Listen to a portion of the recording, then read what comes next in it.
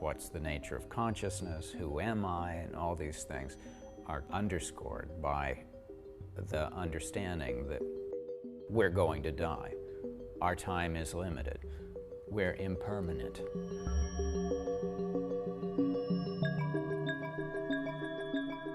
I wanted to look beneath the surface of our physical frame. I think that there was always something drawing me toward an experience of death.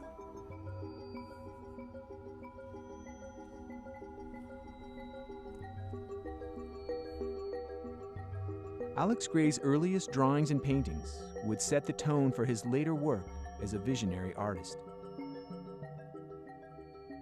When my mother gave me this drawing of the skeleton that I did when I was 5 years old, I was shocked at the continuity of my subject matter throughout my artwork. As Alex Grey grew into a skilled teenage artist, his obsession with the opposing forces of life and death threatened to pull him apart. My despair and anguish about life having no meaning settled into an overall kind of anxiety and depression. I was working with this theme of polarities in my artwork, although I wasn't quite understanding what it was. By the time Alex reached art school, he could no longer hide his internal struggle. I had a dream where half of my head was shaved. This was one of my first encounters with how art itself can be a healing force. You have these strong emotions, dark feelings, and by placing them outside of yourself, you are able to translate or throw a light on the monster.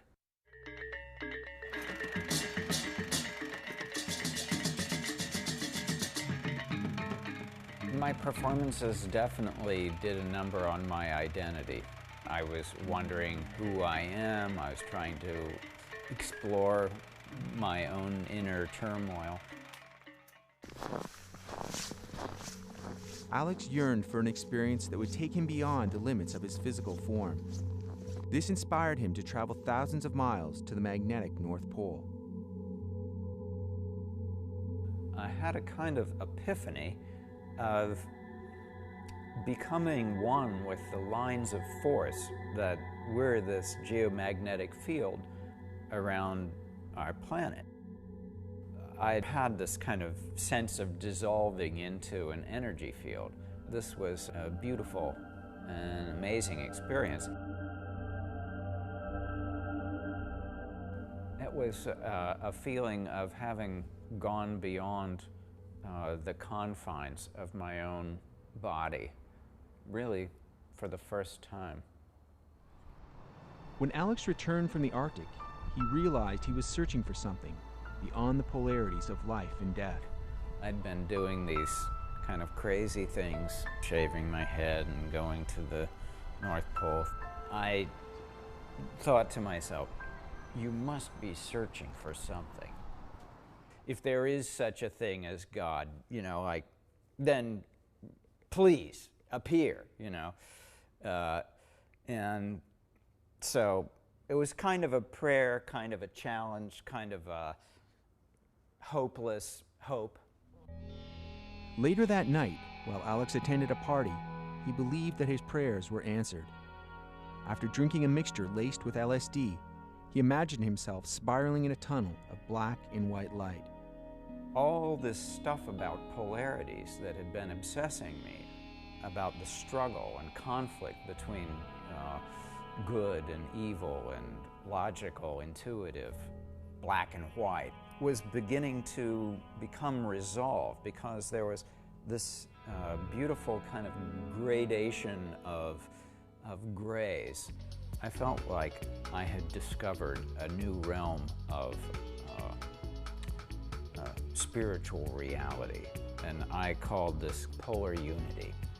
It was a way of holding the truth that many opposites arise simultaneously, but there is a greater oneness that they occur within.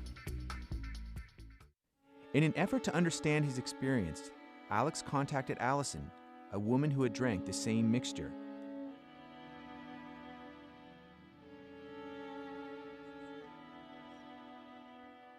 The day after, he called and asked me, was I okay, and how was my experience? And it had been amazing for him, so he wanted to share that with me. So he invited me to go out.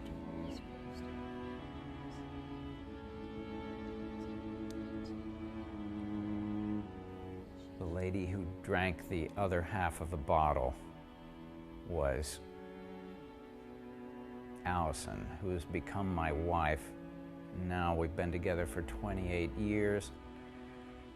I never wanted to be with anybody else. I mean, it was clear and obvious that he was the one from the first night, because he was the most interesting person I'd ever met. The challenge to God to appear in my life happened within 24 hours. I met the expression of God's love in a flesh form of Allison. She's my sacred mirror and has shown me that I can be happy and life's worth living, and has been the real messenger of spiritual reality into my daily life.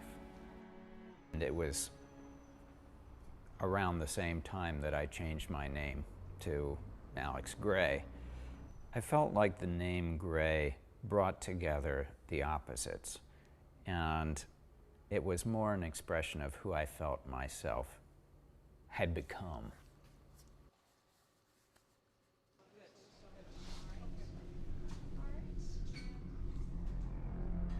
Alex found a job in a morgue as a way to support himself and to further explore the nature of consciousness. I had had these LSD experiences. I knew that if I wanted to make artwork about consciousness, that I'd have to understand more about the physical anatomy. I was still involved with my performance work and felt like I should marry these two worlds of the performance art and working at the morgue, which came into questionable territory in terms of the subjects. People who had donated their bodies to this morgue did not donate them to art, but really to science. Alex's secret performances in the morgue ended abruptly with a disturbing dream. I had a very vivid vision of being in a courtroom, and there was a soul of a person who felt that I had violated their body in one of these performances.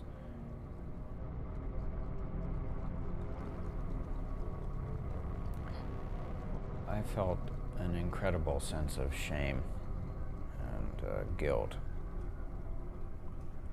and felt like I had to find some way to make more positive works. I consciously determined to steer my work towards more uplifting and positive imagery. Well, thank God I was in a relationship with Allison, who really could help me to turn around my focus from my morbid obsessions with death and turn them toward my relationship with God and my family, flesh and blood representatives of God's infinite love. My works continued to use the theme of polarities, but was using them in a more spiritualized context.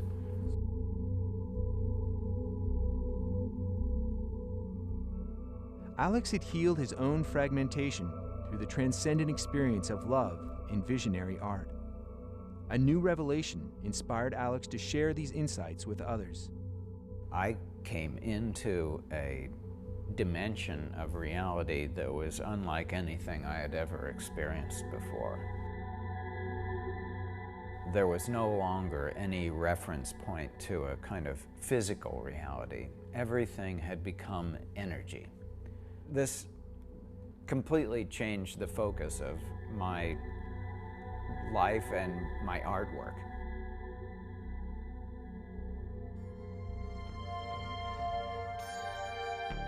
The mission of Alex's life became the Sacred Mirrors, a chapel to inspire viewers on their own spiritual journeys through paintings of the body, mind, and spirit.